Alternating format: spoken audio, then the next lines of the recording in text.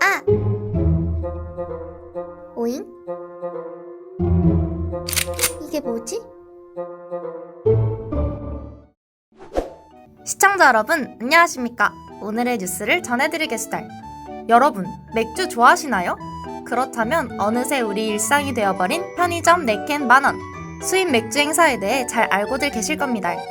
여기 여러분에게 좋은 소식이 있습니다. 올해부터 술에 세금을 매기는 방식이 달라지면서 수입 맥주뿐만 아니라 국산 맥주까지도 네캔에 만원이 가능해졌답니다. 오늘은 이 모든 것이 어떻게 된 일인지 2019년 주류세 개편 이야기를 해보도록 하겠습니다. 작년 5월 청와대 홈페이지 국민청원 게시판에 주세를 개편해달라는 청원이 올라왔고 이 글은 많은 공감을 얻었습니다. 그리고 올해 6월 50년 만에 주세를 종가세에서 종량세로 전환하는 개편을 추진하게 되었습니다. 종가세, 종량세? 비슷한 이름의 세금이라 헷갈리는데요. 먼저 이 둘이 무엇인지 간단히 알려드리겠습니다. 종가세란 물건의 가격을 기준으로 세금을 매기는 겁니다. 여기서 말하는 가격이란 물건의 원가, 관리비, 이윤의 총합인 출고가를 말합니다. 반면 종량세란 술의 양이나 알코올 도수를 기준으로 세금을 매기는 겁니다. 한 줄 요약하자면 종가세는 가격을 따르는 세금, 종량세는 수량을 따르는 세금이라 할 수 있겠습니다.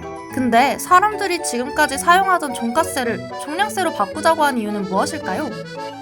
그 이유는 바로 형평성 논란 때문입니다. 수입 맥주는 한동안 네캔 만원이란 마케팅으로 국내 시장 점유율을 높여왔는데요. 그해 국산 맥주는 불이익을 당할 수밖에 없었기에 형평성 논란이 있어왔습니다. 문제점은 바로 국산 맥주와 수입 맥주 둘에 세금을 매기는 기준이 다르다는 것입니다. 국산 맥주는 현행 종가세로 세율 72%를 적용받습니다. 출고가 곱하기 72%로 원가의 72%, 관리비 72%, 이윤의 72%, 여기에 교육세까지 따라붙습니다. 반면 수입 맥주는 수입 신고 가격에 세율이 붙는데요. 이 수입 신고 가격에 관리비와 이윤은 포함되지 않습니다. 게다가 2018년부터는 수입 맥주의 관세도 없었다고 합니다. 세금을 매기는 기준이 다르다 보니 가격 경쟁력에서 차이가 발생할 수밖에 없는 겁니다. 국산 맥주와 수입 맥주 사이의 형평성 논란 이해하셨죠? 베베특파원이 이번 주세 개편에 대해 좀 더 자세히 알아보았습니다. 베베특파원! 50년 만에 주세 개편, 정부는 국산 맥주의 경쟁력 강화라는 명분으로 종량세를 도입하려고 했습니다. 캔맥주 500ml 하나당 세금은 소폭 내려갑니다. 반면 병맥주는 1리터당 23원 오르며 생맥주는 종량세를 도입할 경우 1리터당 445원이 오르지만 2년간 세율을 20% 줄이기로 했습니다. 결국 맥주부터 종량세로 바꾸기, 국산 맥주 네캔 만원 만들기가 이번 주세 개편의 결말인 것이죠. 오, 맥주 말고 다른 주류업계는 어떤 반응인지 좀 더 구체적으로 알려주세요. 와인, 사케, 위스키 등의 술은 이번 개편에서 빠졌습니다. 도수가 높은 소주도 이번에는 원래의 가격을 유지했습니다. 맥주만 술은 아닐 텐데 말이죠. 이들 업계의 의견은 분분합니다. 정부는 맥주의 종량세 전환 효과를 봐가며 다른 주종에도 종량세를 적용해 나가겠다고 밝혔습니다. 이번 맥주 세제 개편으로 줄어들 것으로 예상되는 세수는 무려 300억 원인데요.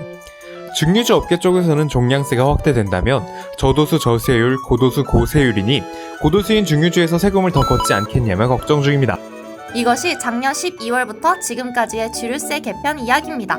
주류세를 두고 정부, 소비자, 주류업계가 떠들썩한 와중에 오바맥주, 하이팅진로, 라떼주류는 종량세 발표 전인 지난 4, 5월 주류세가 어떻게 될지 몰라 가격을 미리 올려놨다고 하네요. 이들이 이번 판의 진정한 승리자인 것 같습니다. 이상 오늘의 뉴스다리였습니다.